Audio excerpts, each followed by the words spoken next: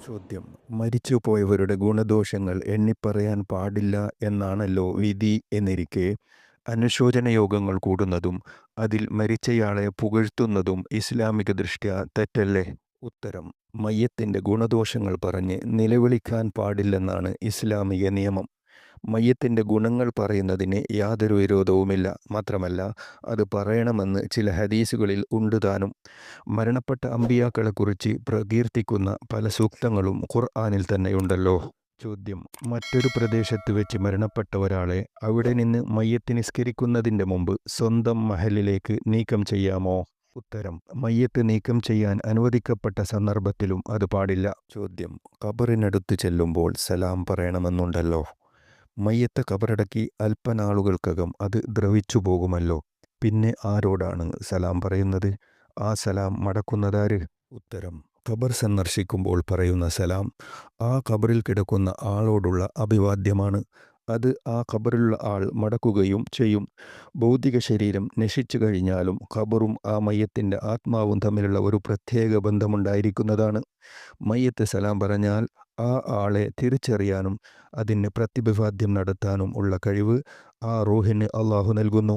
സുപരിചിതമായ ഒരു മുസ്ലിം തൻ്റെ സഹോദരൻ്റെ ഖബറിനരികിലൂടെ നടന്നു പോകുമ്പോൾ സലാം പറയുന്ന വ്യക്തിയെ ഖബറിലുള്ളവൻ അറിയുകയും അയാളുടെ സലാം മടക്കുകയും ചെയ്യാതിരിക്കില്ല എന്ന ഹദീസ് സ്വഹീഹാണ്.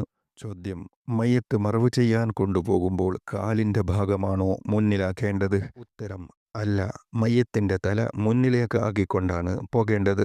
ചോദ്യം: ഭാര്യ ഭർത്താക്കന്മാരിൽ ഒരാൾ മരിച്ചാൽ അവർ തമ്മിലുള്ള എല്ലാ ബന്ധവും ഇല്ലാതാകുമോ?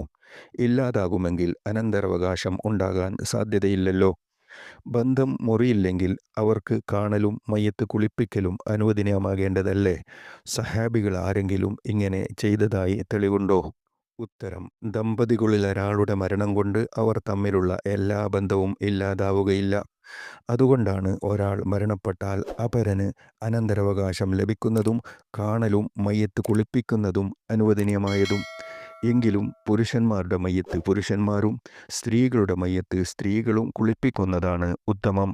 ഒന്നാം ഖലീഫ അബൂബക്കർ റളിയല്ലാഹു അൻഹു വഫാത്താകുമ്പോൾ തൻ്റെ മയ്യത്ത് കുളിപ്പിക്കുവാൻ ഭാര്യ അസ്മാ റളിയല്ലാഹു അൻഹയോട് വസിയത്ത് ചെയ്തതനുസരിച്ച് ഭാര്യ കുളിപ്പിച്ചിരുന്നു. അതിനെ മറ്റാരും ചോദ്യം ചെയ്തിരുന്നില്ല.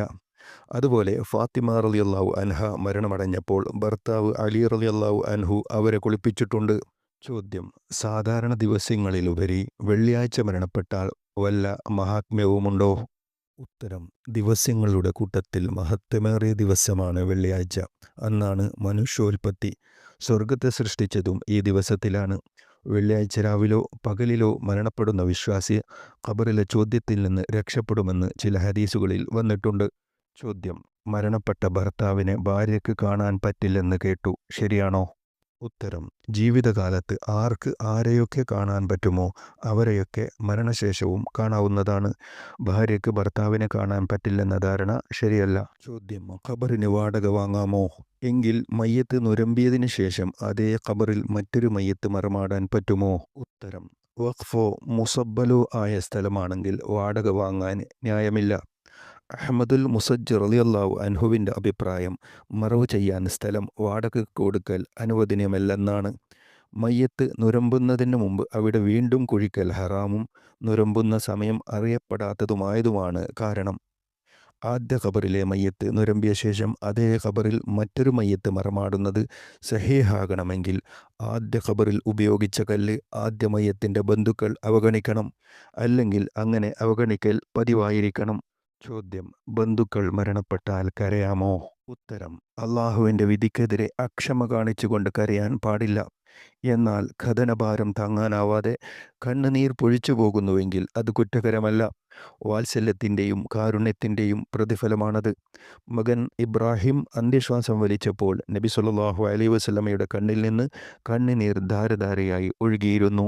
മരണപ്പെട്ടവരുടെ ഗുണഗണങ്ങൾ എടുത്തു പറഞ്ഞ് അട്ടഹസിച്ച് കരയുന്നതും നുണകൾ പറഞ്ഞ് ദുഃഖപ്രകടനം നടത്തുന്നതും നിഷിദ്ധമാണ്.